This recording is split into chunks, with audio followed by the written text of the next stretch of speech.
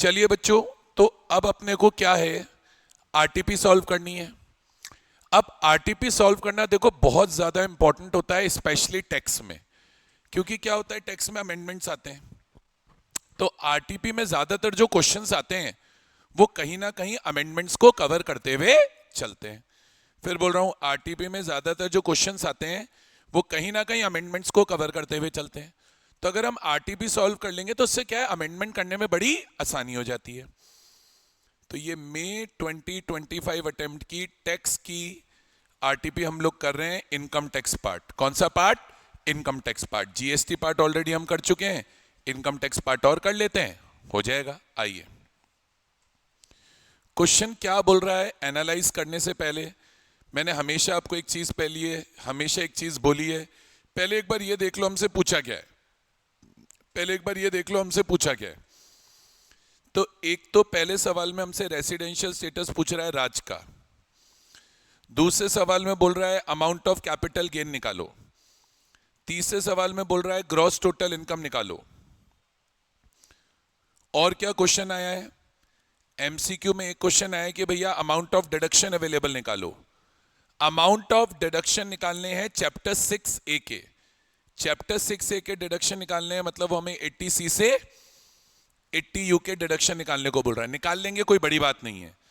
Tax liability निकालने बोल रहा है। अब लॉजिकली सोचो, अगर टैक्स लायबिलिटी निकालने बोल रहा है तो टोटल इनकम भी निकालनी पड़ेगी, यानी ये एक तरीके से पूरा टोटल इनकम निकालने का क्वेश्चन हो गया, एक तरीके से फुल लेंथ क्वेश्चन हो गया।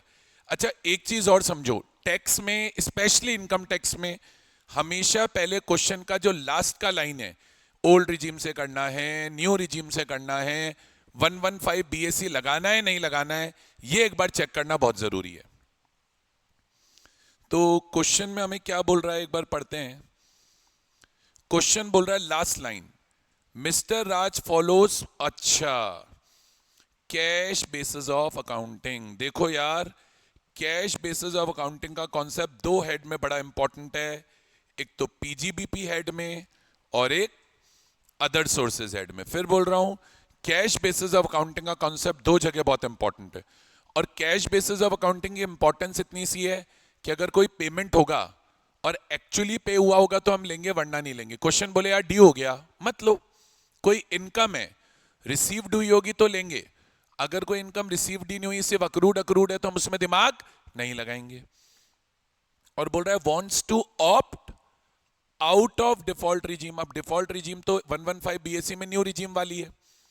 बोल रहा है हमें तो उससे ऑप्ट आउट करना है। ठीक है, ऑप्ट आउट करना है तो हमें क्लैरिटी हो गई कि हमें क्वेश्चन ओल्ड रिजीम से करना है। ओल्ड रिजीम से क्वेश्चन करना है, कैश बेसिस ऑफ अकाउंटिंग करनी है, और क्वेश्चन में अपने को सबसे पहले रेसिडेंशियल स्टेटस निकालना है। I am sure residential status निकालने का डेटा क्वेश्चन हमें देगा, तो हमें वहां पर परेशान होने की जरूरत नहीं है। और साथ के साथ सॉल्व करते हुए चलेंगे, ठीक है। आइए, अब क्वेश्चन बोल क्या रहा है, इसको पढ़ने में फोकस रखो। क्वेश्चन बोल रहा है मिस्टर राज, एज 38 ईयर का बंदा है, मतलब नॉर्मल बंदा हो गया। स्लैब रेट लगाएंगे तो अप टू 2.5 लाख वाली लगाएंगे ओल्ड रिजीम की, स्लैब रेट लगाएंगे तो अप टू 2.5 लाख वाली लगाएंगे ओल्ड रिजीम की। इंडियन सिटीजन है भैया, रेसिडेंशियल स्टेटस में इंडियन सिटीजन का बहुत ज्यादा ध्यान रखना पड़ता है, क्योंकि कहीं अगर ये इंडियन सिटीजन हुआ तो वो नहीं स्पेशल वाला केस होता है कि एक इंडियन सिटीजन होता है, वो इंडिया के बाहर रहता है, फिर इंडिया आ जाता है तो उसकी फॉरेन सोर्सेज से इनकम निकालनी पड़ती है। वो 15 लाख को एक्सीड कर रही है नहीं कर रही है, उसके बेसिस पे उसका रेसिडेंशियल स्टेटस निकलता है। तो वो अपने को एक बार यहां देखना पड़ेगा, और उसी का सबसे मेन ट्रिक है इस क्वेश्चन में। बाकी क्वेश्चन बहुत आसान है, मेन ट्रिकी क्वेश्चन आपको वहां करने की कोशिश कर रहा है, और हम ट्रिक होंगे नहीं, ध्यान रखना। मैन्युफैक्चरिंग बिजनेस करता है, मैन्युफैक्चरिंग बिजनेस का वहां फर्क पड़ता है। अगर डेप्रिसिएशन निकालने बोलेगा तो नॉर्मल और एडिशनल दोनों निकालना पड़ेगा।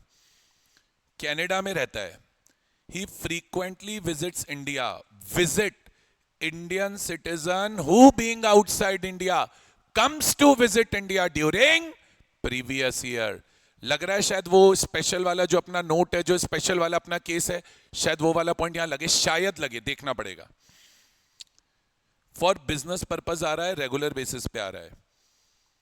21-22 में इंडिया में 190 डेज था, 22-23 में इंडिया में 145 डेज था, 23-24 में 155 डेज था। अब वो बोल रहा है afterwards he decided to close his business in Canada. अब यही लाइन मेन है, main, shift permanently in India. Sir यहां पर जो स्पेशल वाला केस है, किसी भी हालत में मत लगा देना, गड़बड़ हो जाएगी। स्पेशल वाला केस क्या बोलता था कि अगर कोई Indian citizen who being outside India comes to visit India for any purpose. Sir ये विजिट के लिए नहीं आ रहा, विजिट तो होता है क्या कि भाई आप आए, रहे, देखा, करा, चले गए। कोई काम से आए, कोई घूमने फिरने आए, कोई टूरिज्म के लिए आए, वो सब के लिए, वो सब के लिए नहीं आ रहा, परमानेंटली आ रहा है। तो Indian citizen who comes to visit India during previous year वाली सिचुएशन यहां नहीं लगेगी, बिकॉज ये परमानेंटली आ रहा है। परमानेंटली आ रहा है, नॉर्मल जैसे रेसिडेंशियल स्टेटस का क्वेश्चन करते हो करो। दो बेसिक कंडीशन है सेक्शन 6(1) में, या तो प्रीवियस ईयर में इंडिया में 182 डेज रह जाओ, या तो प्रीवियस ईयर में इंडिया में 122 डेज रह जाओ, 182 डेज रह जाओ, या प्रीवियस ईयर में इंडिया में 60 डेज रह जाओ और उससे प्रीसीडिंग 4 इयर्स में इंडिया में 365 डेज रह जाओ। यही कॉन्सेप्ट होता है। चलिए, तो afterwards he decided to close his business in Canada and shift permanently to India. वो इंडिया में परमानेंटली शिफ्ट हो रहा है। वो इंडिया में कितने दिन के लिए शिफ्ट हो रहा है बेटा? वो क्वेश्चन बोल रहा है कि वो इंडिया में परमानेंटली शिफ्ट हो रहा है। परमानेंटली शिफ्ट से मैं बोल रहा हूं सारा खेल है। अगर आप इंडिया परमानेंटली आ जाते हो, मैं फिर बोल रहा हूं, अगर आप इंडिया परमानेंटली आ जाते हो तो जहां पर आप इंडिया परमानेंटली आ जाते हो इससे कोई मतलब नहीं है कि वो इंडियन सिटीजन है, comes to visit India during previous year. वो वाली सिचुएशन आपको यहां पर अप्लाई नहीं करनी है, ये बात ध्यान रखना। अगर वो सिचुएशन आपने अप्लाई करी तो हम जो रेसिडेंशियल स्टेटस का कैलकुलेशन इस क्वेश्चन में करेंगे कहीं ना कहीं हमारा गलत हो जाएगा, ध्यान रखना। तो नॉर्मल जो बेसिक कंडीशन होती है कि प्रीसीडिंग ईयर में इंडिया में 182 डेज या 60 डेज एंड 365 डेज रहना है, वैसे क्वेश्चन होगा, ध्यान रखना। He came to India on 1/11/24 and business start कर लिया। Profit from business in Canada 31 October 2024 तक 15 लाख था। कनाडा से जो इनकम आ रही है वो हो गई फॉरेन इनकम। कनाडा से जो इनकम आ रही है वो हो गई foreign income. And from Indian business भी करा है उसने और उससे 5 लाख रुपए कमाए। ठीक है, तो एक बार पहले ये जो डेटा है इसके बेसिस पे इसका रेसिडेंशियल स्टेटस कैलकुलेट करते हैं, यहीं पे कर लेते हैं। रेसिडेंशियल स्टेटस कैलकुलेट करते हैं। अब रेसिडेंशियल स्टेटस कैलकुलेट करने के लिए सबसे पहले तो ये निकालना पड़ेगा कि प्रीवियस ईयर में इंडिया में कितने दिन रहा। Number of days in India, number of days in India, हमारा प्रीवियस ईयर है 24-25। 24-25 में इंडिया कितने दिन रहा? आया कब था? 1/11/24 को, और परमानेंटली आया है। मतलब 1/11/24 को आया होगा तो 1/11/24 के बाद इंडिया गया नहीं होगा, और डे ऑफ अराइवल इंडिया में काउंट होता है, यानी 1/11/24 हम इंडिया में काउंट करेंगे। तो इंडिया में हो गया 1/11/24 से लेकर 31 मार्च 25 तक ये इंडिया में है। तो number of days in India कितने आएंगे? नवंबर के 30 डेज जोड़ते हुए चलना। नवंबर के 30 डेज, दिसंबर के 31 डेज, जनवरी के 31 डेज, फेब के 28 डेज और मार्च के 31 डेज। बताओ मेरे को जोड़ के कितने दिन आए? बताओ मेरे को जोड़ के कितने दिन आए? 151 डेज आ गए। बिल्कुल 151 डेज आ गए।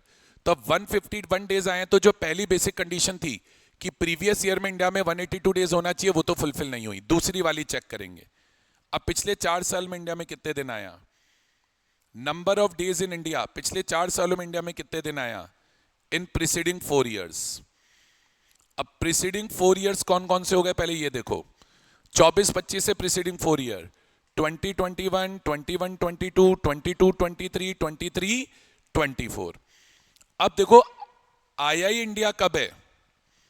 आया ही इंडिया कब है? इंडिया आया 24-25 में। उससे पहले 21-22 में इंडिया में 190 डेज था, 22-23 में 145 डेज था और 23-24 में 155 डेज था। 2021 का नहीं दे रखा तो हम मानेंगे कि नहीं आया उससे पहले। भाई नहीं दे रखा तो नहीं आया होगा। और एक और वर्ड यहां लिखा है फर्स्ट टाइम आया है। फर्स्ट टाइम आया है इसका मतलब क्लियर हो गया कि 2021 या उससे पहले इंडिया आया ही नहीं है, तो ये 0 हो गया। अब इन चारों का अगर अपन टोटल लगाते तो कितने दिन आएगा?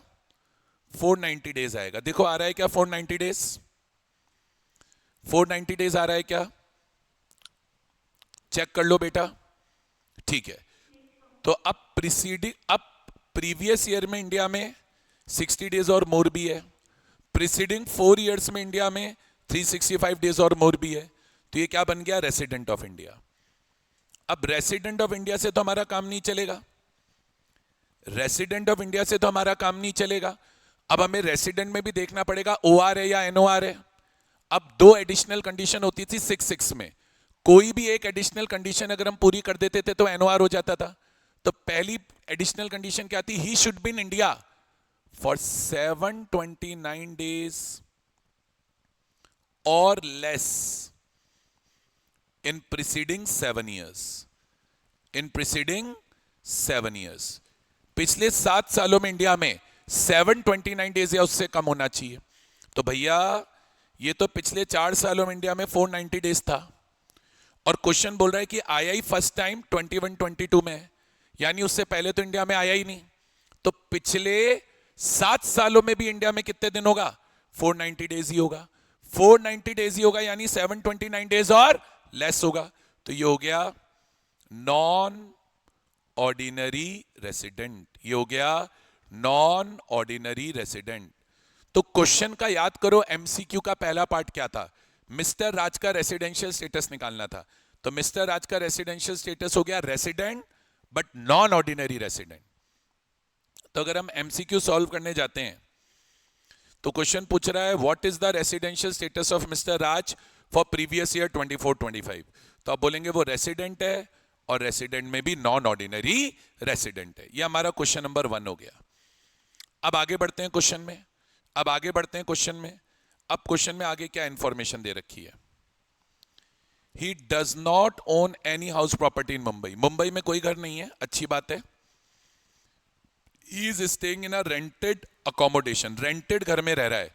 याद करो, अगर हम रेसिडेंशियल हाउस का रेंट पे कर रहे होते हैं, हम रेंटेड घर में रह रहे होते हैं और हमारे खुद के नाम पे कोई घर नहीं होता है। अगर हम रेंटेड घर में रह रहे होते हैं और हमारे नाम पे कोई घर नहीं होता है तो उस सिचुएशन के अंदर बेटा अपने को 80 जीजी का डिडक्शन मिलता है। तो अभी तो हम डिडक्शन नहीं निकाल पाएंगे, लेकिन याद रखना जब हम क्वेश्चन में टोटल इनकम निकालने जाएंगे तो हमें 80 जीजी का डिडक्शन यहां पर देना पड़ेगा, जो कि रेंट ऑफ रेसिडेंशियल हाउस का होता है। मंथली रेंट दे रखा है 20,000, अच्छी बात है। He made a donation. अरे डोनेशन का सेक्शन 80G में डिडक्शन मिलता है। डोनेशन कहां करिए? क्वेश्चन बोल रहा है पीएम केयर फंड में करिए। अब अगर आप पीएम केयर फंड में डोनेट करते हो तो याद करो, PM care fund category A में आता था। कैटेगरी ए में 100% डिडक्शन मिलता था और उसमें कोई क्वालिफाइंग लिमिट भी नहीं होती थी। तो ये 50,000 रुपए का हमको 100% डिडक्शन मिल जाएगा। एंड डोनेशन करिए 20,000 की prime minister drought relief fund में। Prime minister drought relief fund category B में आता था। कैटेगरी बी में 50% डिडक्शन मिलता था और कैटेगरी बी में अगेन कोई क्वालिफाइंग लिमिट नहीं थी। तो इस 50,000 का 100% डिडक्शन देंगे, इस 20,000 का 50% डिडक्शन देंगे, तो उससे हमारा 80G का डिडक्शन निकल जाएगा। वो हम क्वेश्चन करते वक्त निकाल लेंगे। देखो इस क्वेश्चन में हमें ग्रॉस टोटल इनकम निकालनी है, क्वेश्चन ने पूछा है। डिडक्शन निकालनी है, क्वेश्चन ने पूछा है। टोटल इनकम निकालनी है, क्वेश्चन ने पूछा है। और टोटल इनकम पे टैक्स निकालना ही है, क्वेश्चन ने पूछा है। तो मैं अब एमसीक्यू पढ़ ही नहीं रहा, मैं जीटीआई निकालूंगा, मैं डिडक्शन निकालूंगा, मैं टोटल इनकम निकालूंगा, मैं टैक्स निकालूंगा और फटाफट सारे एमसीक्यू मेरे हो जाएंगे। ठीक है भाई, आगे बोल रहा है। अब देखो इधर देखना, ये अमेंडमेंट है कैपिटल गेन एड में। अब ये हमने पूरा पढ़ा हुआ है, कैपिटल गेन एड में हमने पूरा पढ़ा हुआ है। अगर आपको बाय चांस नहीं याद आए, कैपिटल गेन एड अपने आंखों के सामने खोल के रखना। कैपिटल गेन हेड में अमेंडमेंट की डेट क्या है, किसी को याद है क्या?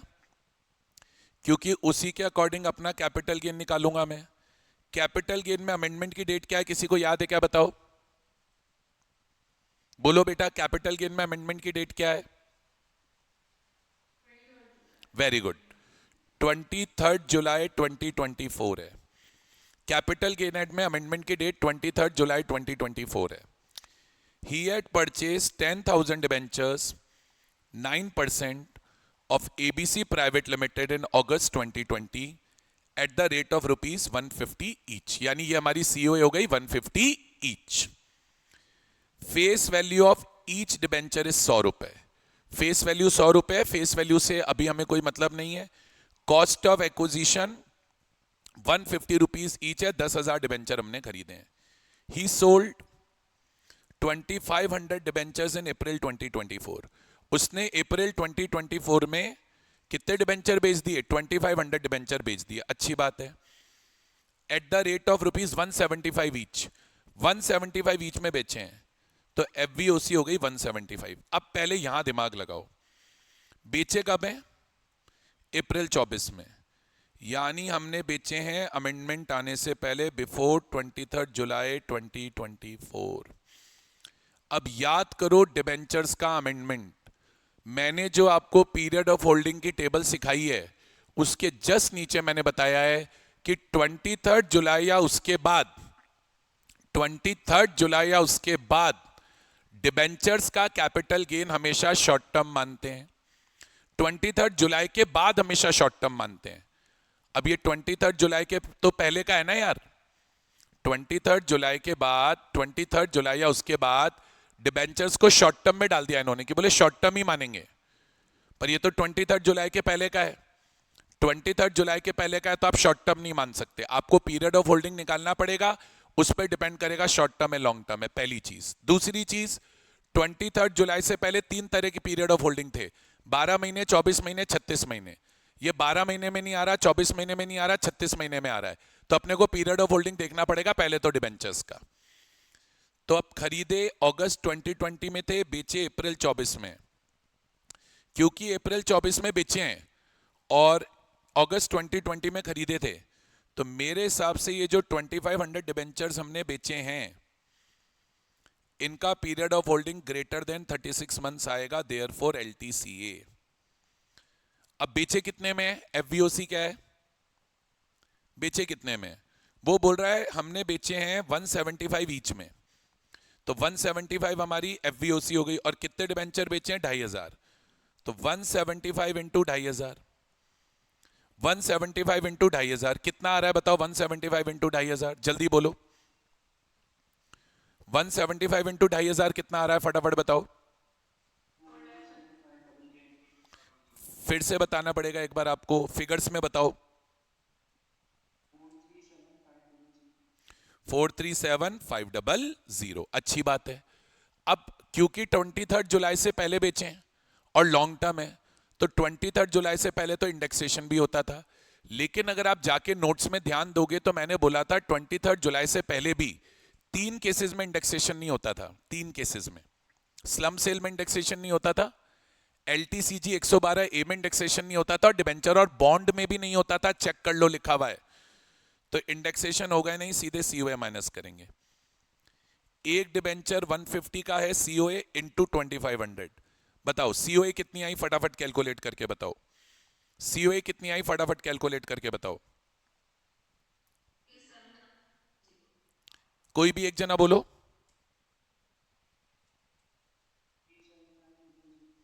375,000, ठीक है। तो अब ये हमारा लॉन्ग टर्म कैपिटल गेन आएगा, इसको आप सॉल्व करोगे तो लॉन्ग टर्म कैपिटल गेन आएगा 62,500, और long term capital gain taxable होगा at the rate of 20% under section 112।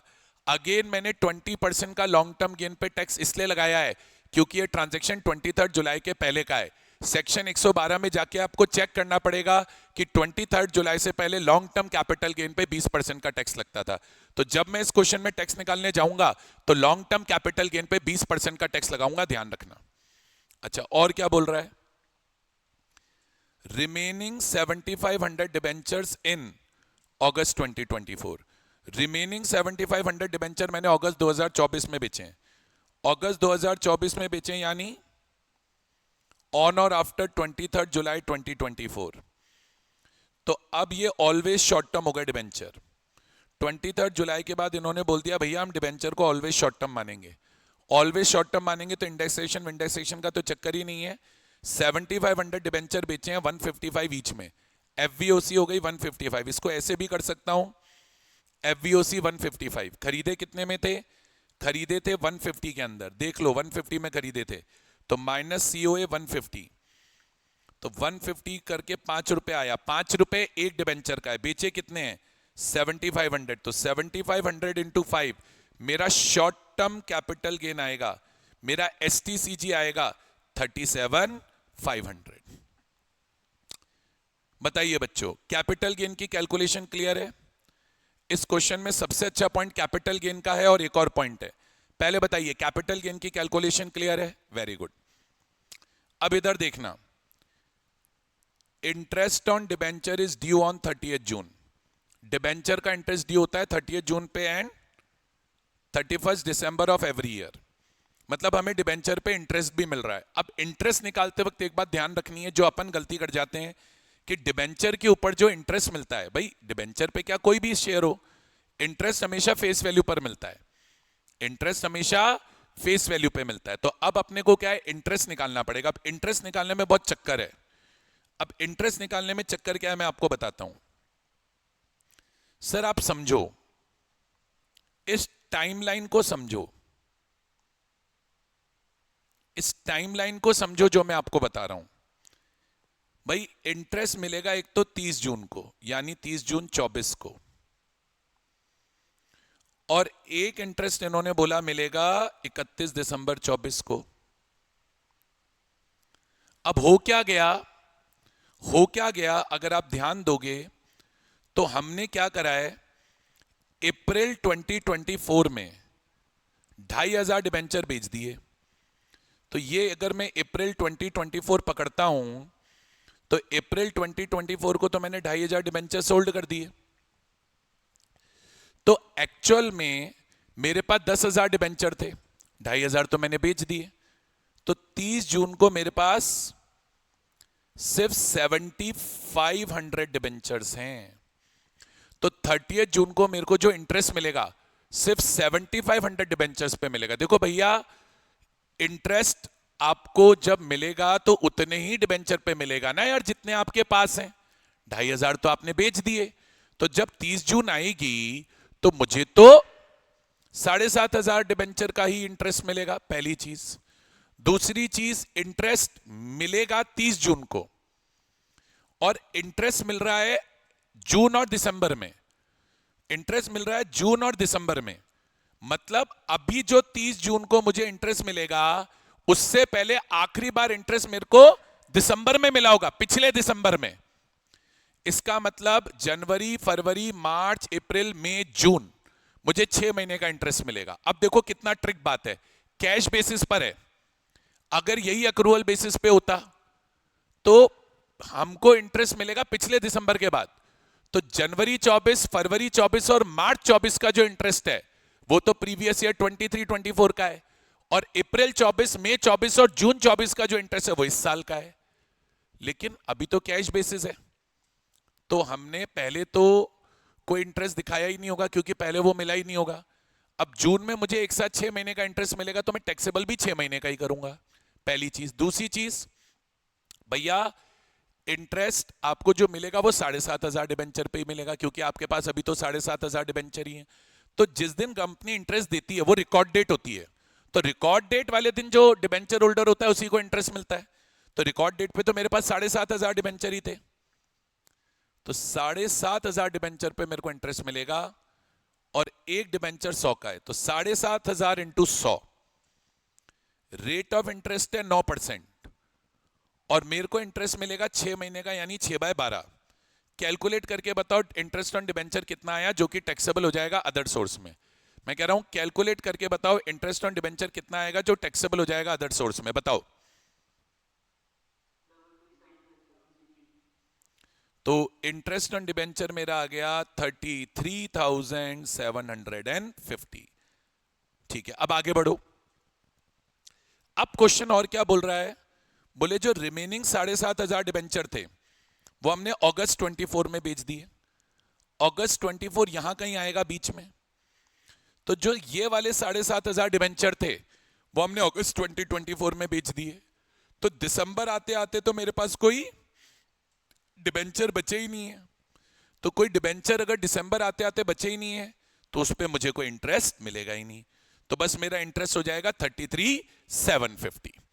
तो ये 33,750 का एक इंटरेस्ट हो गया। अच्छा, क्वेश्चन आपको बेवकूफ बना रहा है।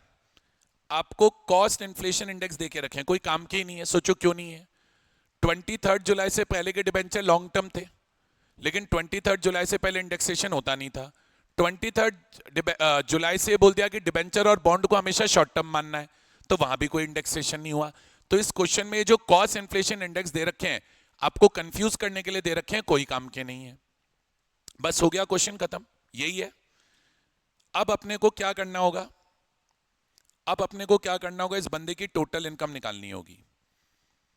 तो सारी चीजें इसी स्टेटमेंट में करते हुए चलेंगे, एक कॉमन स्टेटमेंट में करते हुए चलेंगे, सब कुछ यहीं कर लेंगे, बहुत ज्यादा लफड़ा नहीं पालेंगे। देखो, सबसे पहले तो टोटल इनकम निकालो। टोटल इनकम में सैलरी आएगी, इस क्वेश्चन में है नहीं।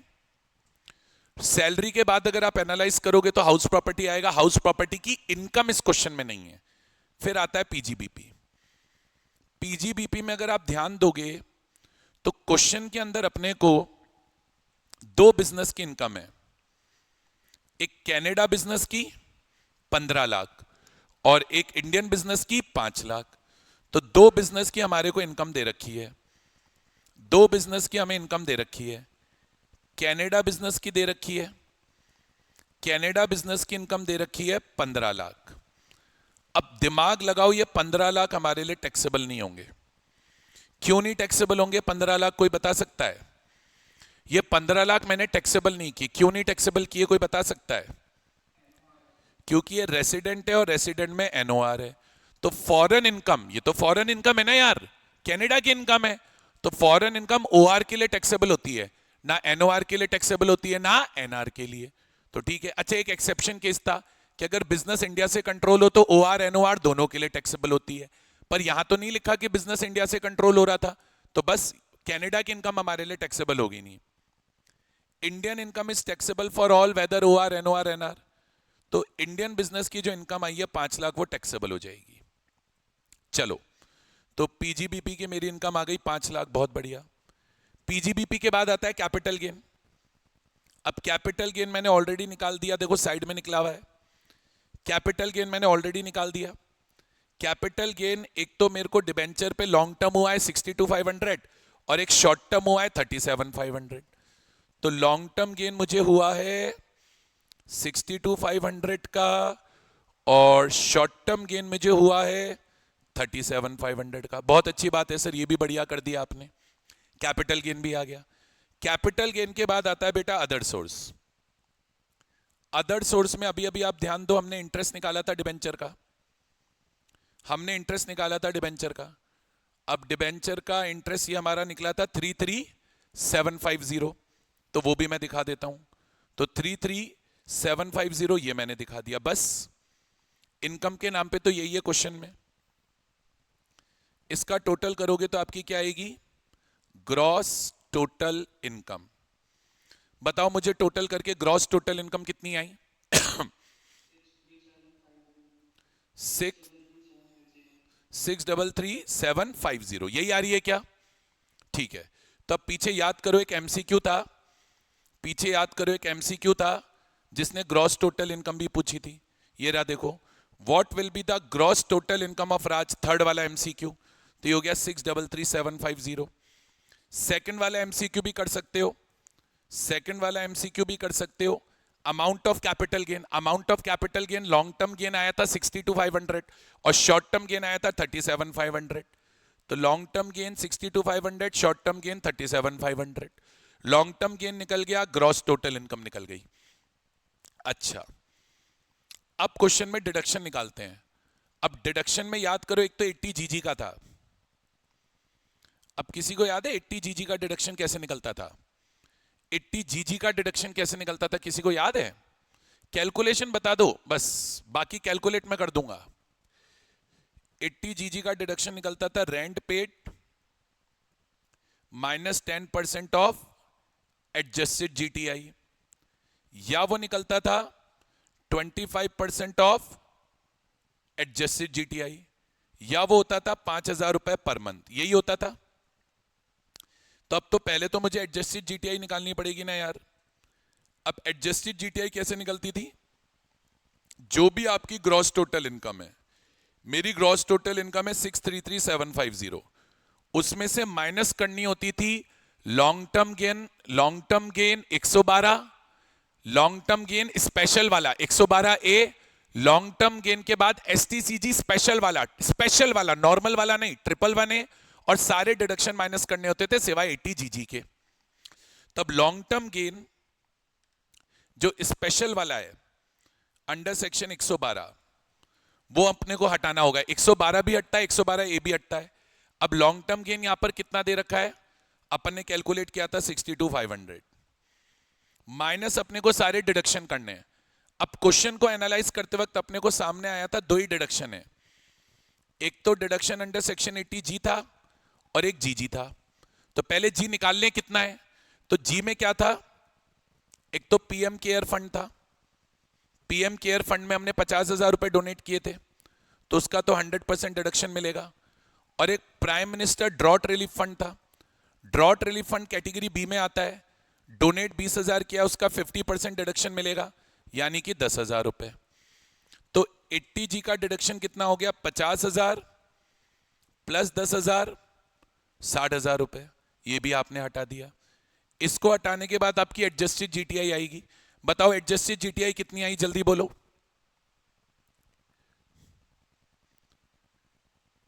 511,250 आ रही है क्या? कैलकुलेट करके बताओ। 511,250 आ रही है क्या? बिल्कुल आ रही है सर। चलो अब अपन कैलकुलेशन करते हैं 80 जीजी के डिडक्शन का। तो अब उसने रेंटेड घर लिया था नवंबर से और 20,000 का रेंट था। तब दिमाग लगाओ, 20,000 का रेंट है और नवंबर से अपन ने रेंट लिया है, नवंबर से लिया है, तो नवंबर, दिसंबर, जनवरी, फरवरी, 5 महीने का ही रेंट पेड आएगा।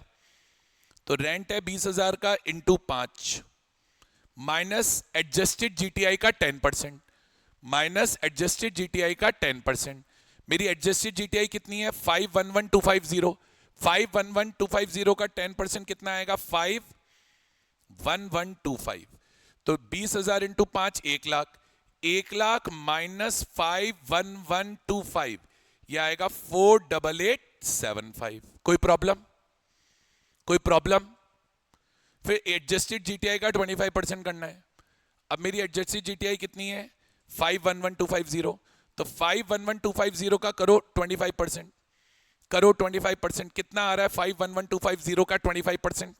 जल्दी बताओ, जल्दी बोलो।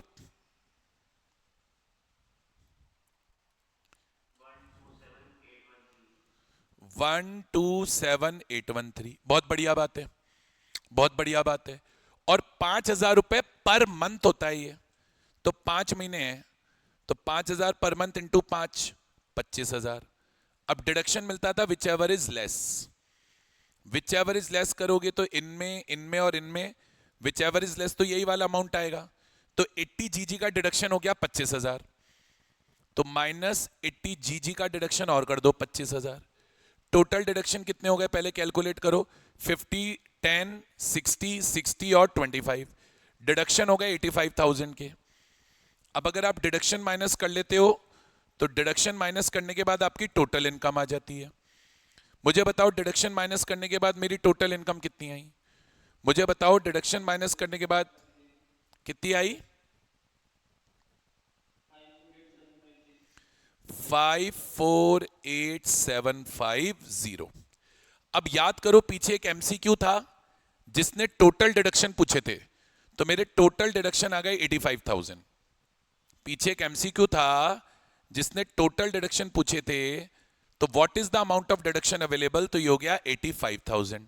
तो ये वाला एमसीक्यू भी अपना हो गया। अब फाइनल है टैक्स निकालना है, टैक्स यही निकाल लूं आपका हो तो 548,750 मेरी टोटल इनकम है। अब मेरे को लॉन्ग टर्म गेन का टैक्स तो अलग निकालना पड़ेगा। तो लॉन्ग टर्म गेन मेरा है 62,500, उस पे 20% का मैं टैक्स निकालूंगा। तो 62,500 का 20% कितना हुआ मुझे करके बताओ। 62,500 का 20% कितना हुआ मुझे करके बताओ, जल्दी बोलो। 12,500 आ रहा है क्या? ठीक है। अच्छा, अब रिमेनिंग टोटल इनकम बच गई। अब रिमेनिंग टोटल इनकम बच गई। रिमेनिंग टोटल इनकम कितनी बची? 548,750 माइनस 62,500। तो बताओ रिमेनिंग टोटल इनकम कितनी बची? 486,250। अब इस पे अपने को स्लैब रेट लगाना पड़ेगा। तो अप टू 2.5 लाख तो आप जानते हो निल होता है। फिर 2.5 लाख से 5 लाख के बीच में 5% लगता है। तो 2.5 लाख से 5 लाख के बीच में अगर 5% लगता है तो मुझे बताओ 5% कैलकुलेट करके कितना आ रहा है? 5% कैलकुलेट करके कितना आ रहा है? कितना आ रहा है? 11,813। बहुत बढ़िया, 11,813 आ रहा है। अब दिमाग लगाओ, मेरी टोटल इनकम 5 लाख से ज्यादा है, तो 87A का 12,500 रुपए वाला रिबेट मिलेगा नहीं, है ना, और सरचार्ज लगेगा नहीं। तो सीधे अपने को बस HEC जोड़ना है 4%। पहले इन दोनों को जोड़ के बताओ टोटल टैक्स कितना हुआ। पहले इन दोनों को 24,313, इसमें प्लस करो HEC eight the rate of 4%। बताओ भैया HEC कितना आ रहा है 4% करके? 973। तो टोटल बोलो कितना आ रहा है?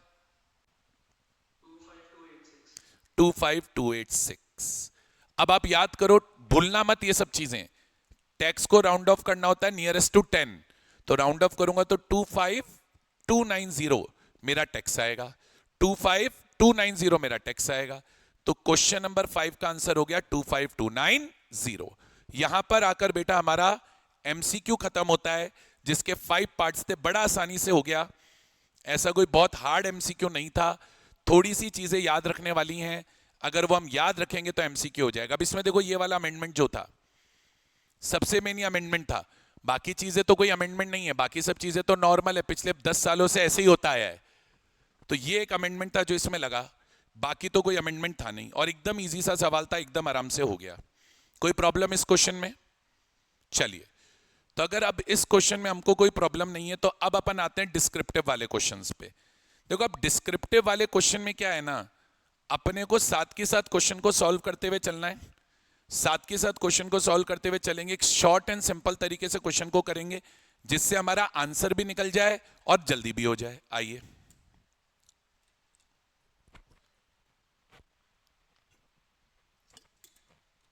चलो डिस्क्रिप्टिव वाला क्वेश्चन करते हैं।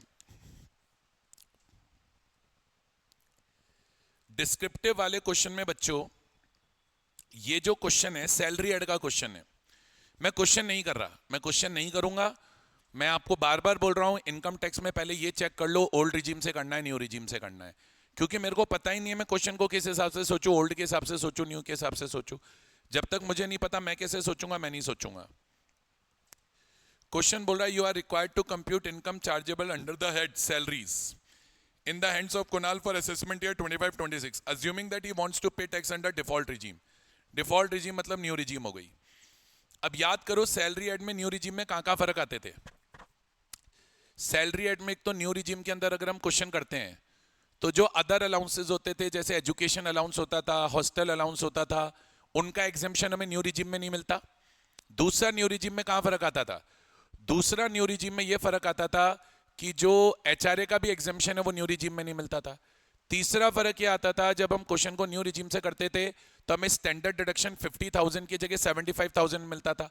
और चौथा फर्क ये आता था कि सैलरी में 3 तरह के डिडक्शन है, 16(1) है, 16(2) और 16(3). तो 16(2) जो एंटरटेनमेंट अलाउंस का है और 16(3) जो प्रोफेशनल टैक्स का है, उसका डिडक्शन भी अपने को न्यू रिजीम में नहीं मिलता था।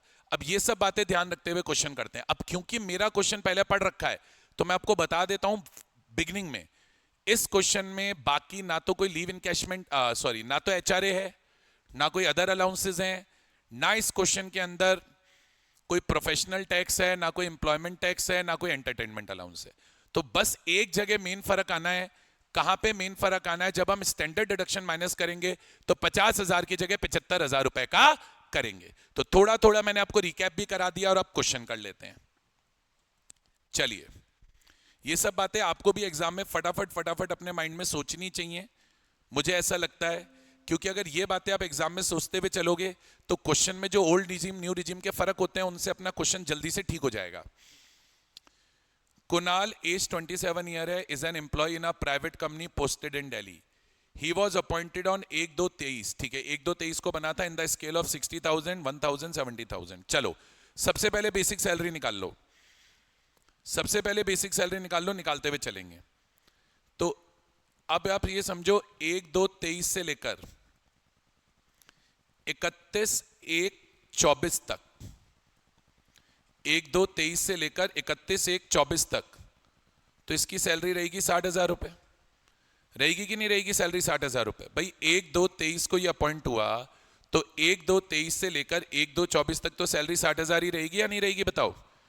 उसके बाद 1/2/24 से लेकर 31/1/25 तक इसकी सैलरी 61 हो जाएगी, इसकी सैलरी 61 हो जाएगी। और फिर 1/2/25 से लेकर 1/2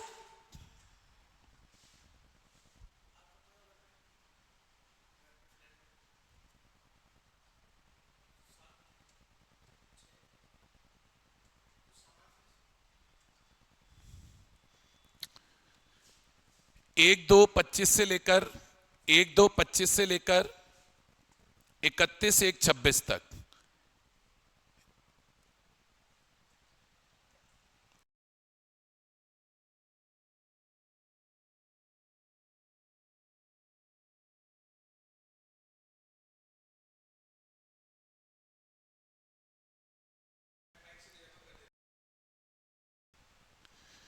तो मैं आपको क्या बोल रहा हूं, मैं आपको क्या बोल रहा हूं, सुनना मेरी बात ध्यान से। मैं आपको क्या बोल रहा हूं, सुनना मेरी बात ध्यान से। मैं आपको बच्चों ये बोल रहा हूं कि भैया 1/2/25 से लेकर 31/1/26 तक मेरी सैलरी हो गई 62,000। अब दिमाग लगाओ, मेरा प्रीवियस ईयर है 24-25, 24-25 में मुझे सैलरी चाहिए अप्रैल से, मुझे सैलरी चाहिए अप्रैल से। अप्रैल 24 आएगा यहां, तो अप्रैल से लेकर जनवरी तक होते हैं 10 महीने, अप्रैल से लेकर जनवरी तक होते हैं 10 महीने। तो मेरी बेसिक सैलरी 61,000 इंटू 10 रहेगी 10 महीने के लिए, और 62,000 इंटू 2 रहेगी 2 महीने के लिए। तो मेरी बेसिक सैलरी कितनी आएगी कैलकुलेट करके बताओ। 61,000 इंटू 10 प्लस 62,000 इंटू 2 कितनी आएगी मेरी बेसिक सैलरी? 7,34,000 आएगी। बहुत बढ़िया। उसके बाद आगे क्या बोल रहा है? डीएनएस अलाउंस मिल रहा है 25% ऑफ बेसिक सैलरी। मेरी बेसिक सैलरी है 7,34,000, उसका 25% डीए आ रहा है। बताओ भैया डीए कैलकुलेट करके कितना आया? 7,34,000 का 25%, ये आ गया 183,500। बहुत बढ़िया, आगे बढ़ते हैं। बोनस मिल रहा है इक्वल टू 1 मंथ सैलरी। अब बोनस में क्या ध्यान रखना है? जिस महीने बोनस मिलेगा उस महीने की सैलरी लेंगे। पेड इन नवंबर, नवंबर आ रहा है इस पीरियड में। नवंबर में मेरी सैलरी 61,000 थी, तो नवंबर का बोनस भी 61 ही मिलेगा, तो मेरे को बोनस मिल जाएगा 61,000 का। आगे बढ़िए। लीव एनकैशमेंट मिला है 24-25 में 10,000। अब ये ध्यान रखने वाली बात है, सर लीव एनकैशमेंट अगर नौकरी से रिटायर होने से पहले मिले, रिटायर तो हुआ नहीं है, सर्विसेज तो टर्मिनेट हुई नहीं है, काम तो अपन कर ही रहे हैं। रिटायर तो हुआ नहीं है, सर्विसेज तो टर्मिनेट हुई नहीं है, काम तो अपन कर ही रहे हैं। जब अपने काम कर रहे हैं तो leave encashment is fully taxable. तो ये फुल्ली टैक्सेबल होगा, क्योंकि फुल्ली टैक्सेबल होगा तो 10,000 रुपए का मेरे को यहां पे लीव एनकैशमेंट भी आ गया। बेसिक आ गई, डीए आ गया, लीव इनकैशमेंट आ गया, बोनस आ गया। अब आगे बढ़िए। अब मोटर कार का पॉइंट है, मोटर कार के पॉइंट को ध्यान से पढ़ेंगे। मोटर कार कंपनी ने दी है 1/12/24 यानी दिसंबर में। दिसंबर, जनवरी, फरवरी, मार्च, मोटर कार की जो वैल्यू निकलेगी 4 महीने की निकलेगी। क्यूबिक कैपेसिटी 1.6 लीटर से ज्यादा वो देखेंगे अभी। शॉफर भी मिला है, शॉफर बोलते हैं ड्राइवर को, तो ठीक है साहब, ड्राइवर भी मिला है। ऑफिशियल और पर्सनल पर्पस दोनों के लिए, अच्छी बात है। कार ओन्ड बाय एम्प्लॉयर है, all expenses met by employer है। गाड़ी भी तेरी, खर्चे भी तेरे, मजे मेरे। केस 3 से होगा। केस 3 में भी ऑफिशियल पर्सनल दोनों। और क्वेश्चन में बोला हुआ है गाड़ी 1.6 लीटर से ज्यादा की है। गाड़ी 1.6 लीटर से ज्यादा की यानी 2400 रुपए पर मंथ टैक्सेबल वैल्यू होगी। ड्राइवर भी दिया है तो प्लस 900 रुपए पर मंथ ड्राइवर के करेंगे, तो टैक्सेबल वैल्यू हो गई 3300 इंटू 4 महीने के लिए मिला है। मुझे बताओ 3300 इंटू 4 करूंगा तो 13,200 रुपए आएगा कि नहीं आएगा, चेक कर लो। आ रहा है क्या 13,200 रुपए? बोलो भाई। हाँ, अब सबसे अच्छा पॉइंट यही है इस पूरे क्वेश्चन का। इसके चक्कर में मैं आपको ये पॉइंट करा रहा हूं। याद करो, अगर हमें लोन फैसिलिटी मिलती थी और लोन का अमाउंट 20,000 तक होता था तो एग्जम्प्ट होता था, नहीं तो टैक्सेबल होता था। अब लोन फैसिलिटी में टैक्सेबल वैल्यू कैसे निकालते थे? हर महीने के एंड का आउटस्टैंडिंग अमाउंट निकालना होता था। हर महीने के एंड का आउटस्टैंडिंग अमाउंट निकालना होता था, उसका टोटल करना होता था। तो फिर aggregate outstanding amount at the end of each month into 1/12 into क्या करते थे? एसबीआई की रेट माइनस जो रेट एम्प्लॉयर ने एम्प्लॉय से रिकवर करी, तब जाके लोन फैसिलिटी की टैक्सेबल वैल्यू निकलकर आती थी। तो आओ लोन फैसिलिटी की टैक्सेबल वैल्यू निकालेंगे। थोड़ा सा यहां पे दिमाग लगेगा, दिमाग आपको लगाना पड़ेगा, ऐसे नहीं होगा। Employer granted him a loan of 2 lakh, 1 जून 24 को लोन मिला है। तो भैया लोन ही जून में मिला है, तो अप्रैल, मई, जून, जुलाई, अगस्त, सितंबर, अक्टूबर, नवंबर, दिसंबर, जनवरी, फरवरी, मार्च। अब दिमाग लगाना, अब दिमाग लगाना। दिमाग लगाओगे तो पता चलेगा, दिमाग नहीं लगाओगे तो नहीं पता चलेगा। His employer granted him a loan of 2 lakh on 1 जून 24। 1 जून 24 को लोन दिया है तो अप्रैल का आउटस्टैंडिंग 0, मई का outstanding 0, which is repayable in equal quarterly instalment over 2 years। अब सबसे भयंकर बात यह है कि क्वेश्चन में यह नहीं बता रखा कि रीपे अमाउंट कितना हो रहा है। क्वेश्चन ने यह नहीं बता रखा कि रीपे अमाउंट कितना हुआ है। क्वेश्चन ने सिर्फ यह बता रखा है, क्वेश्चन ने सिर्फ यह बता रखा है कि जो अमाउंट रीपे हो रहा है, जो अमाउंट रीपे हो रहा है वो क्वार्टरली इंस्टॉलमेंट में हो रहा है और 2 साल में रीपे करना है। तो सोचो 1 साल में 4 क्वार्टर होते हैं, 2 साल में 8 क्वार्टर हुए। 2 लाख का अमाउंट 8 क्वार्टर में चुकाना है, तो 2 लाख डिवाइडेड बाय 8। फिर समझो 2 लाख को मैंने 8 से क्यों डिवाइड किया? भाई लोन 2 साल में चुकाना है, क्वार्टरली चुकाना है। लोन 2 साल में चुकाना है, क्वार्टरली चुकाना है। लोन 2 साल में चुकाना है, क्वार्टरली चुकाना है, तो इसका मतलब ये हो गया कि आपको जो लोन 2 साल में चुकाना है, क्वार्टरली चुकाना है, 1 साल में 4 क्वार्टर हैं तो 2 साल में 8 क्वार्टर हुए। मतलब अपने को 8 इंस्टॉलमेंट देनी पड़ेंगी 2 लाख रुपए की। तो 2 लाख को 8 से डिवाइड करूंगा तो एक इंस्टॉलमेंट आएगी 25,000 रुपए की। कोई प्रॉब्लम? जल्दी बोलो, कोई प्रॉब्लम? ठीक है। स्टार्टिंग फ्रॉम 1 अक्टूबर 24। अच्छा, रीपेमेंट भी अक्टूबर से चालू हो रहा है, 1 अक्टूबर 25। 1 अक्टूबर 24 से रीपेमेंट स्टार्ट हो रहा है। अगर 1 अक्टूबर 24 से रीपेमेंट स्टार्ट हो रहा है, इसका मतलब क्या है कि अगर मैं रीपेमेंट 1 अक्टूबर 24 से करूंगा, अगर मैं रीपेमेंट 1 अक्टूबर 24 से करूंगा, तो क्योंकि मैं रीपेमेंट 1 अक्टूबर 24 से करूंगा तो इसका मतलब क्वार्टर की पहली तारीख को लोन का रीपेमेंट हो रहा है। क्वार्टर की पहली तारीख को, अक्टूबर, नवंबर, दिसंबर 1 क्वार्टर, जनवरी, फरवरी, मार्च 1 क्वार्टर। तो एक इंस्टॉलमेंट अक्टूबर, नवंबर, दिसंबर वाले क्वार्टर की जाएगी हमारे साल में, और फिर एक हमारे साल में क्वार्टर आएगा जनवरी फरवरी मार्च, तो भाई एक इंस्टॉलमेंट तो अक्टूबर नवंबर दिसंबर वाले क्वार्टर की चली जाएगी और एक इंस्टॉलमेंट जनवरी फरवरी मार्च वाले क्वार्टर की चली जाएगी। तब लोन का आउटस्टैंडिंग अमाउंट है 2 लाख, अक्टूबर से पहले कोई रीपेमेंट नहीं हो रहा, तो जून का आउटस्टैंडिंग अमाउंट 2 लाख, जुलाई का आउटस्टैंडिंग अमाउंट 2 लाख, अगस्त का आउटस्टैंडिंग अमाउंट 2 लाख, सितंबर का आउटस्टैंडिंग अमाउंट 2 लाख। कोई प्रॉब्लम? अच्छा, अब सर अक्टूबर में पहली तारीख को मंथ एंड का आउटस्टैंडिंग देखते हैं, तो अक्टूबर की पहली तारीख को 25,000 रुपए रीपे हो गए, तो 2 लाख के लोन में 25,000 गए, कितने बचे? 1,75,000। तो अक्टूबर का आउटस्टैंडिंग 1.75 लाख। नवंबर में कोई रीपेमेंट होगा ही नहीं, दिसंबर में कोई रीपेमेंट होगा ही नहीं, क्योंकि क्वार्टरली पेमेंट है। अब फिर से 1 जनवरी को 25,000 रुपए पे होंगे, तो जनवरी एंड का आउटस्टैंडिंग अमाउंट 1.5 लाख। फेब में कोई रीपेमेंट होगा ही नहीं, मार्च में कोई रीपेमेंट होगा ही नहीं। इसका टोटल कर लोगे तो आपके पास एग्रीगेट आउटस्टैंडिंग लोन आ जाएगा at the end of each month.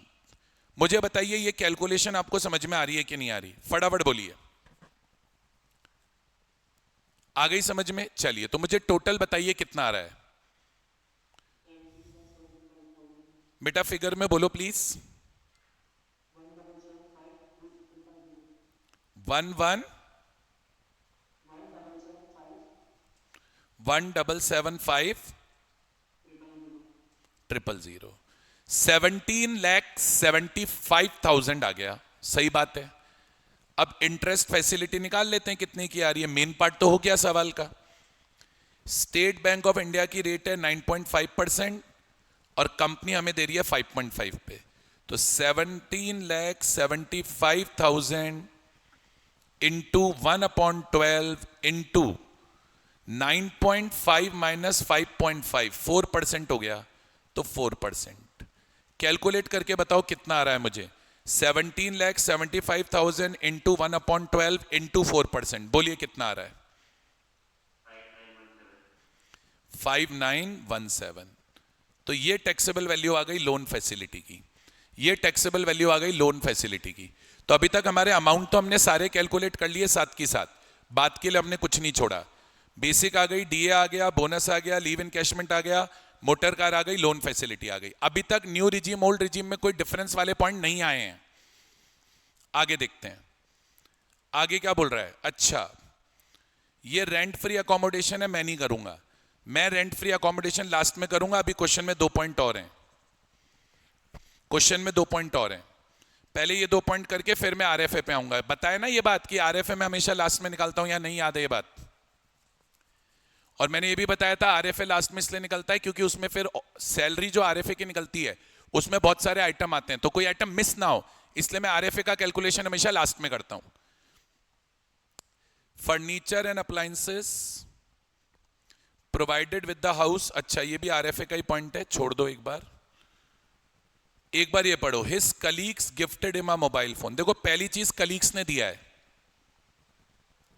तो सैलरी हेड लगेगा ही नहीं, मुझे पढ़ने की जरूरत ही नहीं है। एम्प्लॉयर एम्प्लॉय रिलेशनशिप ही नहीं है यहां पे, तो हमें इनकम फ्रॉम सैलरी पूछी है। एक बार के लिए सिर्फ मैं एक्स्ट्रा में करा रहा हूं, करने की जरूरत नहीं है, एक्स्ट्रा में करा रहा हूं। सैलरी हेड तो लग ही नहीं रहा, तो वैसे तो पॉइंट छोड़ दो, बट फिर भी करते हैं। मोबाइल फोन गिफ्ट किया है, मोबाइल फोन गिफ्ट किया है कलीग ने, तो अदर सोर्स में आएगा। लेकिन अदर सोर्स में गिफ्ट तभी टैक्सेबल होता है जब वो कैपिटल एसेट होता है। Personal movable asset capital asset नहीं होते हैं, तो ये अदर सोर्स में भी टैक्सेबल नहीं होता। मान लो कैपिटल एसेट भी होता तो अमाउंट 45,000 है, यानी 50,000 से कम है, मतलब इधर विच वेज ये टैक्सेबल तो हो ही नहीं सकता। समझे ये 8th वाला पॉइंट मैंने क्या बताया? ठीक है। अब सर अगेन इसमें एक अमेंडमेंट लगा, मैंने बहुत अच्छे से आपको ये अमेंडमेंट क्लास में कराया है। आप सबको पता है आरएफए के अंदर इस बार एक अमेंडमेंट आया, इंस्टीट्यूट बोली कि अगर आपको आरएफए पहले से कंटिन्यू हो रहा है, यानी आपको आरएफए 1 साल से ज्यादा मिल रहा है, तो इंस्टीट्यूट बोली कि अगर आपको आरएफए, इनकम टैक्स डिपार्टमेंट बोला अगर आपको आरएफए 1 साल से ज्यादा के लिए मिल रहा है तो आपको करंट ईयर के आरएफए की पहले तो वैल्यू निकाल लेनी है। करंट ईयर के आरएफए की वैल्यू को, जो फर्स्ट ईयर में आरएफए की वैल्यू आई थी, फर्स्ट ईयर के आरएफए की वैल्यू का पहले आपको इंडेक्सेशन करना है। और फर्स्ट ईयर के आरएफए का इंडेक्सेशन कैसे करते थे? जो आरएफए फर्स्ट ईयर में मिला divided by cost inflation index of first year multiplied by cost inflation index of current year. फिर ये करके अपने को एक तो इंडेक्स्ड आरएफए निकालना पड़ रहा था, एक करंट ईयर का आरएफए निकालना पड़ रहा था, दोनों को कंपेयर करते थे, फिर जो विच एवर इज लेस होता था वो टैक्सेबल होता था। बताइए, पहले तो मुझे बताओ ये अमेंडमेंट आपको याद आया नहीं आया? अमेंडमेंट याद आया तो मैं आपको क्वेश्चन कराऊं, वरना नहीं कराऊं। बोलो, जल्दी बोलो भाई। चलो ठीक है, तो अब आपको अमेंडमेंट याद आ गया तो अब अपन क्वेश्चन करते हैं। क्या बोल रहा है? His employer gave him a rent free accommodation fully furnished है इन दिल्ली ऑन 1 अप्रैल 23। 1 अप्रैल 23 यानी हमें आरएफए प्रीवियस ईयर 23-24 में ही मिल गया था। हमें आरएफए प्रीवियस ईयर 23-24 में ही मिल गया था। तो अगर हमें आरएफए प्रीवियस ईयर 23-24 में ही मिल गया था तो मतलब हमारे आरएफए का फर्स्ट ईयर 23-24 है और हमारा करंट ईयर तो 24-25 है ही। This house is owned by employer, यानी accommodation is owned by employer. याद करो, अगर अकोमोडेशन ओन्ड बाय एम्प्लॉयर होता था तो अपने को सैलरी के बेसिस पे टैक्सेबिलिटी करनी होती थी कि भाई सैलरी कितनी है। तो अभी अकोमोडेशन दिया है दिल्ली में, दिल्ली की पॉपुलेशन ऑब्वियसली अपनी 40 लाख से ज्यादा है, तो अपन जो आरएफए की टैक्सेबल वैल्यू निकालेंगे वो निकालेंगे 10% ऑफ सैलरी। तो मुझे पहले आरएफए की सैलरी निकालनी पड़ेगी, वो मैं निकाल लूंगा। पहले आगे बढ़ते हैं। Perquisite value of such furnished rent free accommodation during 23-24, पिछले साल की वैल्यू बता रहा है, 92,000 थी। Further accommodation is continued to be provided by employer to employ in 24-25 also. ठीक है, मतलब 23-24 में आरएफए दिया था, वही 23-24 का आरएफए 24-25 में भी कंटिन्यू हो गया। फर्नीचर एंड अप्लायंसेज हैं provided with the house were bought by the employer at an aggregate cost of 1.5 lakh. साथ में फर्नीचर और अप्लायंसेज भी मिले हैं, तो वैल्यू ऑफ फर्निशिंग अपन ऐड कर लेंगे, उसमें क्या दिक्कत है? वैल्यू ऑफ फर्निशिंग अपन ऐड कर लेंगे, तो वो मैं निकाल ही लेता हूं साथ में value of furnishing. 10% of actual cost लेते थे। एक्चुअल कॉस्ट कितना है? एक्चुअल कॉस्ट कितना है? एक्चुअल कॉस्ट दे रखा है 1.5 लाख रुपए, और एक चीज तो 1.5 लाख का 10%, तो फर्नीचर की वैल्यू हो गई 15,000। पूरे साल के लिए है मिला हुआ, पूरे साल के लिए है मिला हुआ। एक पॉइंट और बोल रहा है, electricity and water bill of 5,000 per month for the said house were paid by employer. भैया इलेक्ट्रिसिटी एंड वाटर बिल कोई आरएफए का पार्ट नहीं है, ये अलग से फैसिलिटी होती थी। याद करो, light gas electricity and water facility, ये अलग से फैसिलिटी है। लाइट गैस वाटर फैसिलिटी है ये, तो ये अलग फैसिलिटी है। उसमें तो actual amount paid by employer taxable होता था। तो actual amount paid by employer है 5,000, 5,000 इंटू 12, तो 60,000 रुपए। ये अलग से दिखा दूंगा मैं सैलरी एड में जब टैक्सेबल वैल्यू कैलकुलेट करने जाऊंगा। तो ये तो बिल्कुल अलग पॉइंट है, इसको आरएफए से मिक्स करने की कोई जरूरत नहीं है। ठीक है, अब आरएफए की सैलरी निकाल लो। आरएफए की सैलरी में क्या क्या लेना होता था? Basic salary.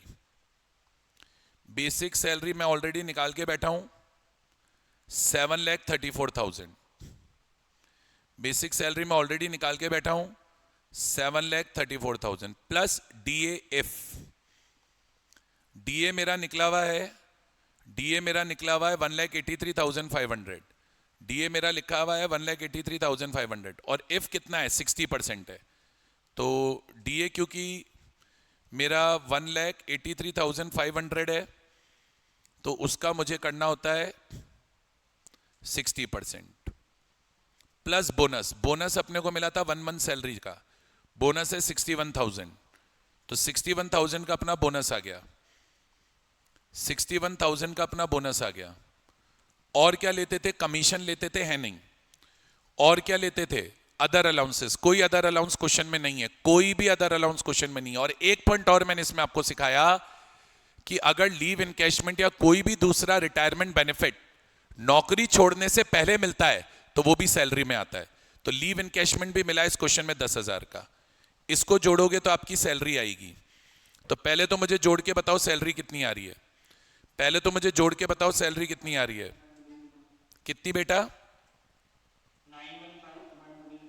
बहुत बढ़िया, ये सैलरी आ गई। अब सैलरी का 10% कर लो तो 91510 आएगा प्लस 15,000 रुपए, तो ये आ गया 106,510। ये करंट ईयर की वैल्यू आई है आरएफए की। अब करंट आरएफए कितना है? करंट आरएफए आ गया 106,510।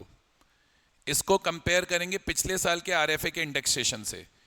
पिछले साल का आरएफए क्वेश्चन में दे रखा है 92,000 डिवाइडेड बाय 23-24 में मिला था, तो डिवाइडेड बाय 23-24 का index 348 multiplied by current year का इंडेक्स 363। चलो भैया कैलकुलेट करके बताओ, ये कैलकुलेट करके कितना आ रहा है? ये पॉइंट राउंड ऑफ करके बता रहे हो क्या? ठीक है, तो ये आ गया which ever is less. Which ever is less करेंगे तो आएगा 95966। ये आरएफए आ गया। क्वेश्चन के सारे पॉइंट का ट्रीटमेंट हो चुका है। क्वेश्चन के सारे पॉइंट का हमारा ट्रीटमेंट हो चुका है। अब मुझे चुपचाप से बस इस बंदे की क्या निकाल लेनी है? चुपचाप से मुझे इस बंदे की सैलरी निकाल लेनी है। तो अब सैलरी निकाल लेते हैं, एक स्टेटमेंट बना लेते हैं सैलरी निकालने का। एक स्टेटमेंट बना लेते हैं सैलरी निकालने का। तो एक स्टेटमेंट की हल्की सी छोटी सी एडिंग दे रहा हूं, ज्यादा नहीं। Statement for calculation of salary. सारे आइटम मैंने निकाले हुए हैं, मुझे बस टोटल ही तो करना है और क्या करना है। सारे आइटम मैंने निकाले हुए हैं, मुझे टोटल ही तो करना है और क्या करना है। सबसे पहले बेसिक सैलरी ले लेते हैं, ये वाली। तो बेसिक सैलरी मेरी हो गई, बेसिक सैलरी मेरी हो गई। तो सारी चीजें आप लिखते हुए चलो। बेसिक सैलरी मेरी हो गई 7,34,000। उसके बाद डीए, डीए मेरा कितना आया था? देखो डीए आया था 1,83,500। तो डीए आ गया 1,83,500। और क्या लेना है? डीए के बाद अगला आइटम है बोनस, 61,000 का बोनस है, तो बोनस लीजिए 61,000 का। और क्या दे रखा है? बोनस के बाद इन्होंने अगला आइटम मुझको दे रखा है लीव इनकैशमेंट। मैंने फुल्ली टैक्सेबल किया था लीव इनकैशमेंट, क्योंकि रिटायरमेंट से पहले मिला था, तो 10,000 का लीव इनकैशमेंट आ गया। और क्या आया? लीव इनकैशमेंट के बाद आई मोटर कार। मोटर कार की मैंने टैक्सेबल वैल्यू निकाली थी 13,200, तो मोटर कार आ गई। मोटर कार की मेरी टैक्सेबल वैल्यू हो गई 13,200, तो मोटर कार आ गई। पॉइंट बाय पॉइंट सॉल्व किया है मैंने क्वेश्चन, कोई ज्यादा दिमाग नहीं लगाया। उसके बाद मोटर कार के बाद आया लोन। लोन की टैक्सेबल वैल्यू आई 5,917, तो लोन की टैक्सेबल वैल्यू आई 5,917। लोन के बाद और क्या दे रखा है क्वेश्चन में मेरे को? लोन के बाद क्वेश्चन में मेरे को अगला आइटम दे रखा है। लोन के बाद क्वेश्चन में मुझे अगला आइटम दे रखा है आरएफए। आरएफए की वैल्यू मैंने अभी अभी निकाली 95966, तो आरएफए आ गया मेरा, आरएफए आ गया 95966, तो मेरा आरएफए भी निकल गया। आरएफए के बाद मेरे को क्वेश्चन के अंदर और क्या दे रखा है? आरएफए के बाद इसी पॉइंट में देखो लाइट गैस वाटर फैसिलिटी थी 60,000 रुपए की, तो लाइट गैस वाटर फैसिलिटी 60,000 रुपए की ये आ गई। और क्या दे रखा है क्वेश्चन में? बस मोबाइल तो अपना टैक्सेबल हुआ ही नहीं, और कोई आइटम क्वेश्चन के अंदर है नहीं। टोटल करेंगे तो ग्रॉस सैलरी आएगी। टोटल करेंगे तो ग्रॉस सैलरी आएगी। टोटल आप ही को मुझे बताना पड़ेगा, जल्दी से बता दीजिए कितना आ रहा है।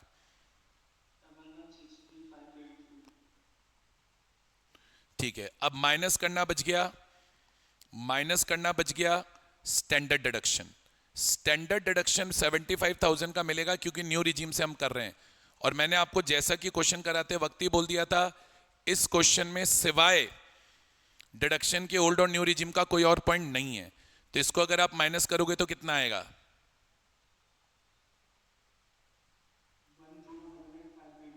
10,583। ये हमारा क्वेश्चन है, ये अपनी टैक्सेबल सैलरी आ गई 10,88,583। बताइए, आया क्वेश्चन आपको? नहीं आया? फटाफट बोलिए, कोई डाउट? बहुत बढ़िया।